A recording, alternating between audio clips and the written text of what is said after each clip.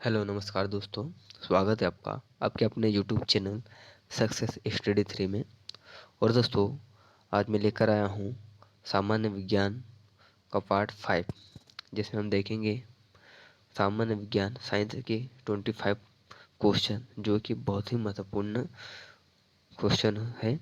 और हमारी जो टेस्ट सीरीज चल रही है उसी का पार्ट 5 है, 5वां भाग है। चलिए दोस्तों, वीडियो को लास्ट तक देखना, वीडियो में लास्ट तक बने रहना। और दोस्तों, वीडियो को लाइक कीजिएगा, शेयर कीजिएगा और सब्सक्राइब कीजिएगा। चलिए दोस्तों, वीडियो को स्टार्ट करते हैं। पहला प्रश्न है, दो या दो से अधिक तत्व के मात्रा के विचार से एक निश्चित अनुपात में संयोग करने से बना पदार्थ क्या कहलाता है? दो या दो से अधिक तत्व के विचार से एक निश्चित अनुपात में संयोग करने से बना पदार्थ क्या कहलाता है? तो दोस्तों, आंसर है यौगिक कहलाता है। अगला प्रश्न है, वैज्ञानिक एडवर्ड जेनर किस रोग से संबंधित है?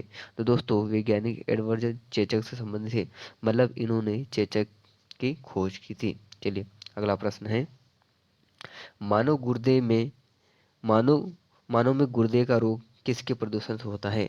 तो मानव में गुर्दे का रोग कैडमियम के प्रदूषण से होता है। अगर कैडमियम गुर्दे में चला जाए तो गुर्दे खराब हो सकते हैं।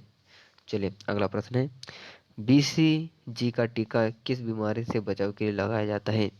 बीसीजी बीसीजी का टीका किस बीमारी से बचाव के लिए लगाया जाता है? तो क्षय रोग की बीमारी के लिए लगाया जाता है। क्षय रोग मतलब टीबी की बीमारी के बचाव के लिए लगाया जाता है।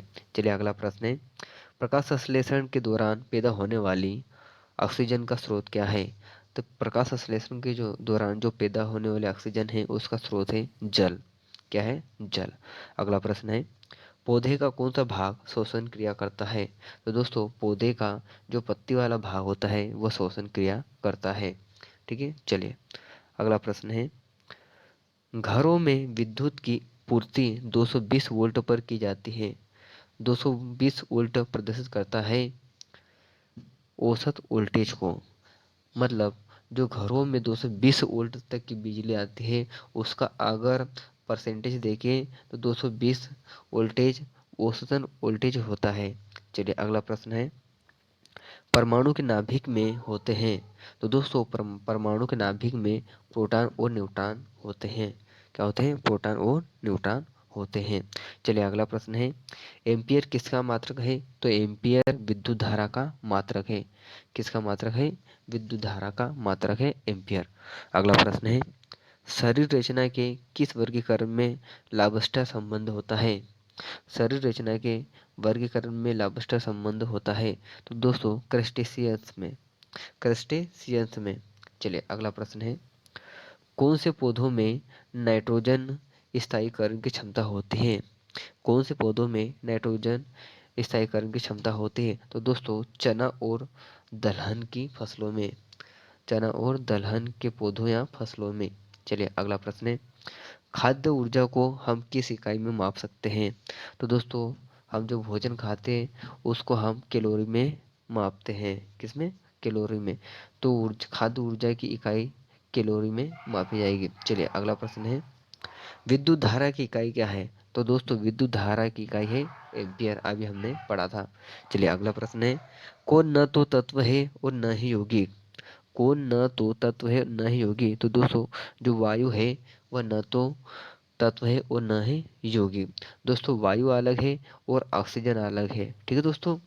चलिए, ऑक्सीजन को हम सांस के रूप में अंदर लेते हैं और वायु में दोस्तों सभी गैसों का मिश्रण होता है, याद रखना। चलिए अगला प्रश्न है, पदार्थ की चतुर्थ अवस्था कौन सी है?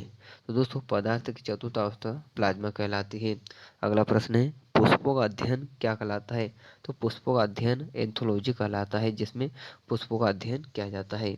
अगला प्रश्न है, राजस्थान में तांबे का विशाल भंडार किस क्षेत्र में स्थित है? तो राजस्थान के खेतड़ी क्षेत्र में तांबे का विशाल भंडार स्थित है। अगला प्रश्न है, भारत की प्रमुख धान्य फसल कौन सी है?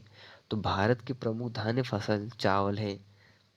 चावल। चलिए दोस्तों अगला प्रश्न है, पत्तियों के दो मुख्य कार्य होते हैं।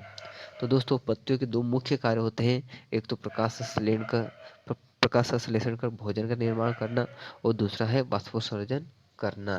ठीक है दोस्तों, चलिए अगला प्रश्न है, डॉक्टर, चित्रकार, शिल्पकार आदि के द्वारा प्रयोग किए जाने वाले कैल्शियम सल्फेट का लोकप्रिय नाम क्या है? तो दोस्तों कैल्शियम सल्फेट का लोकप्रिय नाम है प्लास्टर ऑफ पेरिस। क्या है? Plaster of Paris. चलिए अगला प्रश्न है, सोने के आभूषण बनाते समय उसमें कौन सी धातु मिलाई जाती है? दोस्तों सोने के आभूषण बनाते समय उसे मजबूती प्रदान करने के लिए उसमें तांबा मिलाया जाता है। क्या मिलाया जाता है?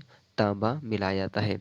चलिए अगला प्रश्न है, अत्यधिक ऊंचे ताप की माप किससे की जाती है? अत्यधिक ऊंचे ताप की माप किससे की जाती है? तो दोस्तों आंसर है पूर्ण विकिरण उत्तमापी से। पूर्ण विकिरण उत्तमापी से। अगला प्रश्न है, इंद्रधनुष बनने का क्या कारण है? इंद्रधनुष बनने का क्या कारण है? तो दोस्तों आंसर है वायुमंडल में सूर्य की किरणों का जल की बूंदों जल की बूंदों का जल की बूंदों द्वारा परावर्तन। जल की बूंदों द्वारा परावर्तन। आपने देखा होगा कि जब बारिश होती है तो जो जल की बूंदें रहती हैं, जल की बूंदें रहती हैं, यह परावर्तन होती है वापस प्रकाश के द्वारा, तो तो इंद्रधनुष बनता दिखाई देता है। क्या बनता दिखाई देता है दोस्तों? इंद्रधनुष बनता दिखाई देता है। ठीक है दोस्तों, चलिए अगला प्रश्न है, सूर्य का ताप किसके द्वारा मापा जाता है? तो दोस्तों सूर्य का ताप पायरोमीटर तापमापी द्वारा मापा जाता है। सूर्य का ताप किसके द्वारा मापा जाता है? तो सूर्य का ताप पायरोमीटर तापमापी द्वारा मापा जाता है। अगला प्रश्न है, सेल्सियस तापक्रम पर जल के क्वथनांक तथा हिमांक क्या होते हैं? सेल्सियस तापक्रम पर जल के क्वथनांक तथा हिमांक क्या होते हैं? तो दोस्तों सेल्सियस तापक्रम पर जल का क्वथनांक 100 डिग्री सेल्सियस होता है और हिमांक 0 डिग्री सेल्सियस होता है।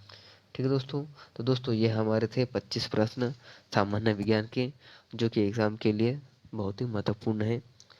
और दोस्तों आगे भी इसी तरह वीडियो आते रहेंगे सामान्य विज्ञान के, जो कि हमारी टेस्ट सीरीज चल रही है, जो कि अभी आपके एग्ज़ाम बहुत जल्द आने वाली है। एनटीपीसी, आरआरबी और MP police, MP SI, MP PSC और जो भी एसएससी लेवल की जो भी एग्ज़ाम है उनमें ये प्रश्न साइंस के आते हैं।